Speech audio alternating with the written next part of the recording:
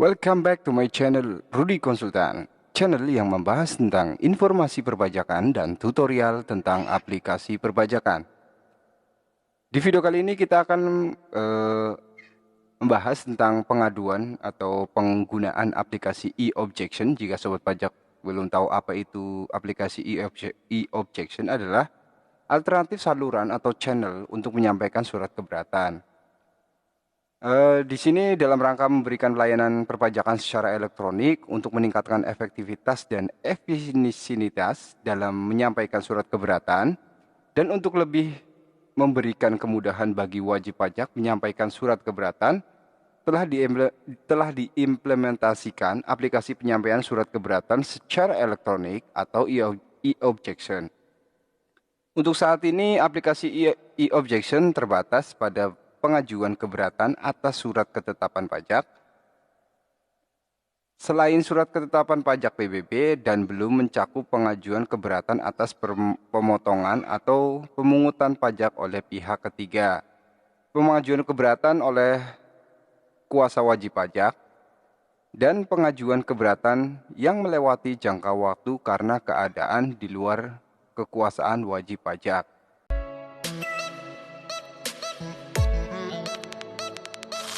Oke, sebelum kita lanjut, untuk teman-teman yang saat ini belum klik tombol subscribe, silahkan klik tombol subscribe di bawah ini. Jangan lupa sobat pajak nyalain juga loncengnya, agar pada saat kita ada update video terbaru, sobat pajak adalah orang pertama yang mendapatkan notifikasi pemberitahuannya. So, kita akan bahas yaitu cara penggunaannya. Nah, di sini adalah panduan penggunaan aplikasi e-objection. Yang pertama adalah prosedur akses menu e-objection. Untuk dapat mengakses aplikasi e-objection, wajib pajak terlebih dahulu melakukan login ke situs wajib pajak atau web pajak pajak.go.id. Terus kemudian silakan sobat pajak masukkan NPWP, terus kemudian kata sandi, terus kemudian silahkan masukkan kode keamanan. Setelah sobat pajak login, pastikan sobat pajak sudah mengaktifkan menu e-objection. Wajib pajak terlebih dahulu untuk mengaktifasi fitur layanan dengan cara memilih aplikasi e-objection. Jadi ketika sobat pajak setelah login, maka di sini kan akan muncul ya. Jadi sobat pajak jika belum mengaktifkan aplikasi e-objection, sobat pajak masuk dulu ke profile, terus kemudian silahkan sobat pajak masuk ke aktivasi fitur lainnya, terus kemudian silahkan sobat pajak checklist yaitu e-objection. Nah, setelah itu sobat pajak ubah fitur layanan. Oke, next. Setelah dilakukan aktivasi, menu layanan e-objection akan tersedia dan dapat diakses oleh wajib pajak pada halaman layanan. Jadi setelah sobat pajak tadi checklist untuk e-objection, terus kemudian ubah fitur layanan, maka menu tersebut akan muncul di menu layanan ya, atau menu yang paling kanan, yaitu akan muncul e-objection. Nah, terus kemudian disclaimer ya. Proses dalam aplikasi e-objection didahului dengan penyampaian disclaimer. Wajib pajak harus membaca dan menyetujui disclaimer yang dimaksud untuk dapat melakukan proses input surat keberatan. Jadi setelah pas pada saat diklik e-objection, maka akan muncul disclaimer seperti ini, yang dimana isinya yaitu penyampaian surat keberatan secara elektronik melalui aplikasi e-objection. Ini hanya dapat digunakan bagi wajib pajak yang memiliki sertifikat elektronik. Jadi note-nya, jika sobat pajak yang belum punya sertifikat elektronik, pasti nggak bisa mengajukan e-objection. Dan segera sobat pajak untuk mengajukan sertifikat elektronik untuk pelaporan e-faktur berbasis web-based, atau sobat pajak untuk melaporkan yaitu e-bukpot. Terus kemudian aplikasi e-objection merupakan salah satu saluran atau channel yang menyampaikan surat keberatan. Jadi selain e-objection tidak ada. Terus kemudian selain melalui aplikasi e-objection, surat keberatan dapat disampaikan secara langsung kepada KPP tempat wajib pajak terdaftar. Jadi misalnya sobat pajak bisa melalui aplikasi e-objection, bisa juga melalui datang ke KPP terus kemudian melaporkannya sendiri, atau melalui pos, melalui perusahaan jasa ekspedisi atau kurir sesuai peraturan yang berlaku. Terus kemudian dalam menyampaikan surat keberatan melalui aplikasi e-objection akan dilakukan validasi terlebih dahulu terhadap persyaratan pengajuan keberatan berdasarkan data dan sistem informasi Direktorat Jenderal Pajak. Jadi setelah sobat pajak melakukan proses keberatan di e-objection, maka dilakukan validasi dulu apakah data itu valid atau lengkap gitu ya. Terus kemudian hasil validasi bukan merupakan penentuan surat keberatan itu memenuhi syarat formal pengajuan keberatan. Jadi meskipun sudah dapat validasi itu boleh dikatakan sebagai hanya tanda terima aja. Terus kemudian dalam hal validasi mengindikasikan tidak terpenuhnya persyaratan pengajuan keberatan, wajib pajak dapat menghubungi kantor pelayanan pajak wajib pajak terdaftar untuk mendapatkan klarifikasi lebih lanjut. Jadi jika sobat pajak dalam validasi mengindikasikan tidak terpenuhnya atau mungkin ada kekurangan, silakan sobat pajak bisa hubungi KPP terus kemudian menanyakan tentang apa kekurangannya gitu ya. Terus kemudian ada pernyataan ya. Dengan ini saya menyatakan telah membaca dan menyetujui. Terus kemudian tinggal sobat pajak tinggal checklist ya. Saya menyetujui. Setelah checklist saya menyetujui, sobat pajak tinggal klik lanjut. Oke, terus kemudian prosedur input surat keberatan. Untuk proses input surat keberatan diawali dengan mengisi nomor surat ketetapan pajak atau SKP yang akan dilakukan keberatan. Terus kemudian poin B-nya yaitu SKP akan diajukan oleh SKP selain surat ketetapan pajak PBB. Jadi surat ketetapan pajak yang dapat diajukan adalah SKP selain surat ketetapan pajak PBB. Terus kemudian di sini menunya ya. Jadi pada saat pengajuan baru nanti di situ kita akan disuruh masukkan yaitu nomor SKP surat ketetapan pajak. Nah, setelah itu tinggal klik lanjutkan. Terus kemudian sistem akan melakukan validasi, akan memberikan notifikasi dalam hal dapat diindikasi adanya kesalahan dalam pengisian nomor SKP. Jadi jika sobat pajak dalam pengisiannya ada yang salah, dia akan membaca ya, merecord apakah itu SKP itu benar atau enggak. Dengan contoh tampilan sebagai berikut. Jadi di sini akan kalau misalnya sobat pajak pengisiannya itu salah, maka akan muncul kesalahan DT ya. Terus kemudian SKP yang Anda masukkan salah tidak terdapat di SKP yang dapat diajukan keberatan. Silahkan hubungi kantor pelayanan pajak. Jadi setelah sobat pajak isi SKP, terus kemudian nanti tinggal klik lanjut. Jika sobat pajak mengalami kesalahan DT ini, sobat pajak harus hubungi ke KPP yang terdaftar. Terus kemudian sistem akan melakukan validasi, akan memberikan notifikasi dalam hal terdapat indikasi terlewatinya jangka waktu pengajuan keberatan. Dengan contoh tampilan sebagai berikut. Jadi jika muncul ya kesalahan DT, terus kemudian SKP terindikasi melewati jangka waktu, jadi ada kesalahan lagi yaitu jika sudah melewati jangka waktu tertentu. Terus kita akan suruh hubungi ke KPP yang terdaftar. Oke, lanjut. Terus kemudian sistem akan melakukan validasi dan akan memberikan notifikasi dalam hal terdapat indikasi jumlah pajak yang harus dibayar yang disetujui pada pembahasan akhir hasil pemeriksaan belum dilunasi. Jadi dengan contoh tampilan sebagai berikut ya. Jadi misalnya ada kesalahan jumlah pajak yang disetujui dalam pembahasan akhir. Jadi setelah pemeriksaan terus kemudian harus ada nilai yang harus dibayar belum dilunasi, jadi akan muncul kesalahan tersebut.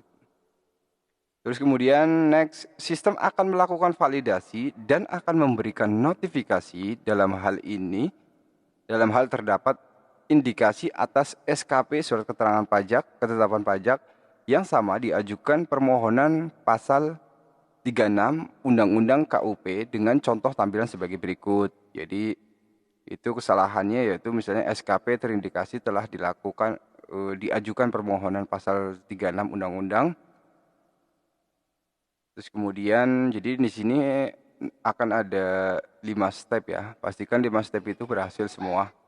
Terus kemudian kita lanjut untuk Poin yang kelima yaitu sistem akan melakukan validasi dan akan memberikan notifikasi dalam hal terdapat indikasi SKP yang sedang diajukan keberatan dengan contoh tampilan sebagai berikut. Jadi misalnya sudah pengajuan terus kemudian pengajuan kembali, maka sistem akan melakukan validasi.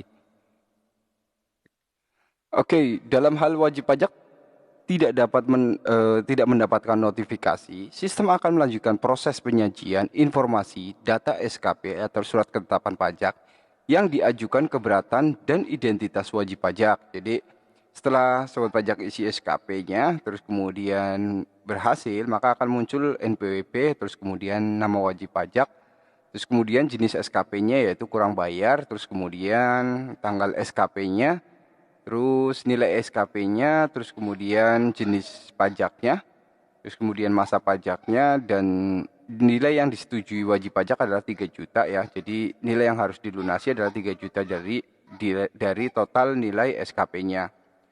Terus kemudian kita klik selanjutnya. Nah, terus kemudian nanti akan muncul ya identitas wajib pajak. Di mana BWP, terus nama dan alamat, terus kemudian di sini kita akan diarahkan untuk wakil wajib pajak atau WP ya. Setelah sobat pajak misalnya di sini wajib pajak, tinggal klik wajib pajak, terus kemudian kita klik selanjutnya. Wajib pajak dapat melakukan perubahan atas SKP yang diajukan atau keberatan dengan cara mengklik menu batal terus dan kembali ke menu pengisian nomor SKP. Jadi wajib pajak dapat melakukan perubahan atas SKP-nya. Kemudian dalam hal informasi yang disajikan telah selesai, wajib pajak dapat melanjutkan proses dengan mengisi nomor dan tanggal surat keberatan sesuai administrasi persuratan wajib pajak. Dalam mengisi jumlah pajak menurut perhitungan wajib pajak. Jadi setelah pengajuan keberatan itu selesai, terus kemudian di sini kan akan muncul ya jumlah terhutang yang harusnya dibayar. Terus kemudian jika sobat pajak mau mengajukan keberatan kembali, silakan sobat pajak masukkan ya jumlah terhutang wajib pajaknya berapa, terus kemudian isi nomor surat ketetapan wajib pajaknya dan tanggal suratnya. Terus kemudian alasan pengajuan keberatan itu apa? Silakan sobat pajak isi juga di situ. Terus kemudian kita lanjut. Proses selanjutnya, bagi wajib pajak yang mengisi alasan keberatan dengan cara mengisi pada kolom yang tersedia dengan mengunggah dokumen alasan keberatan. Jadi, sobat pajak untuk format alasan keberatan itu bisa ditulis di situ, bisa juga dengan mengunggah format teks atau file. Oke, terus kemudian kita lanjut dalam hal wajib pajak memilih untuk mengisi pada kolom yang tersedia, wajib pajak mengisi alasan keberatan dengan maksimal 4.000 karakter. Jika sobat pajak pada saat pengisiannya ya, misalnya ada kata-kata yang lebih dari 4.000 karakter, sobat pajak bisa dengan upload filenya, terus kemudian alasan pengajuan keberatannya bisa dikosongin ya atau bisa ditulis terlampir di file gitu. Terus kemudian dalam hal wajib pajak memilih untuk mengunggah dokumen atas keberatan wajib pajak dapat mengunggah dokumen alasan keberatan dalam bentuk portable dokumen format atau PDF ya dalam satu file dokumen alasan keberatan dengan ukuran maksimal 5 MB. Jadi ketika sobat pajak dengan file, pastikan dulu file tersebut adalah PDF ya. Terus kemudian jika file itu sudah format PDF, maksimalnya yaitu 5 MB. Terus kemudian kita lanjut. Dari sini ini sudah terisi ya jumlah pajak yang menurut SKP itu 8 juta, jumlah pajak terutang menurut wajib pajak adalah 3 juta, jadi ada selisih 5 juta. Terus kemudian nomor surat ketetapannya adalah ini. Tanggal surat keberatan wajib pajak adalah tanggal pada saat sobat pajak pengajuan. Terus kemudian di sini adalah dengan cara mengupload file. Terus kemudian di sini akan muncul cetak surat keterangan. Oke, selanjutnya dalam hal wajib pajak ingin mengubah cara pengisian alasan keberatan, wajib pajak dapat mengklik menu kembali dan diarahkan ke pilihan cara pengisian alasan keberatan yang dimaksud dengan huruf K. Oke, kita lanjut. Proses selanjutnya, wajib pajak mengisi data pembayaran atas SKP diajukan keberatan dengan cara mengisi nomor transaksi penerimaan negara atau NTPN dan atau nomor pemindah bukuan. Jadi setelah selesai nanti kita akan diarahkan di sini jenis pembayaran nanti ada dua ya, yaitu pemindah bukuan atau NTPN. Terus kemudian jika NTPN silakan sobat pajak masukkan NTPN pada saat sobat pajak bayar di bank atau di ATM. Nanti kan pasti setelah hasil akhir setelah melakukan pembayaran akan muncul NTPN-nya. Setelah itu selesai maka akan muncul di sini ya. Jadi akan muncul nilai NTPN-nya, terus pemindah bukuan dan NTPN. Kemudian dalam hal tidak terdapat jumlah pajak yang harus dibayar yang disetujui, wajib pajak dalam pembahasan hasil akhir, pemeriksaan atau keberatan diajukan atas SKPN atau SKPLB. Wajib pajak dapat mengklik menu lanjutkan untuk beralih ke proses selanjutnya. Lanjut ke proses 4. Prosedur penandatanganan dan penyampaian surat keberatan. Poin A yaitu setelah proses input surat keberatan selesai, wajib pajak dapat melakukan dengan menandatangani surat keberatan secara elektronik menggunakan sertifikat elektronik yang masih berlaku yang dimiliki oleh wajib pajak. Makanya pentingnya adanya pengajuan surat keberatan itu hanya bisa dilakukan jika sobat pajak sudah memiliki sertifikat elektronik. Di sini oke, terus kemudian kita lanjut. Penandatanganan dilakukan dengan cara wajib pajak mengisi paspres menggunakan file sertifikat elektronik ekstensi file P.12 atau personal ya. Dan kemudian mengklik menu submit untuk mengirim surat keberatan. Jadi sama kayak pada saat pelaporan ibu pot atau web-based ya. Jadi kita akan disuruh masukkan paspres dan sertifikat elektronik. Jadi pertama masukkan sertifikat paspresnya dulu, terus kemudian pilih sertifikat elektronik. Terus kemudian kita klik submit.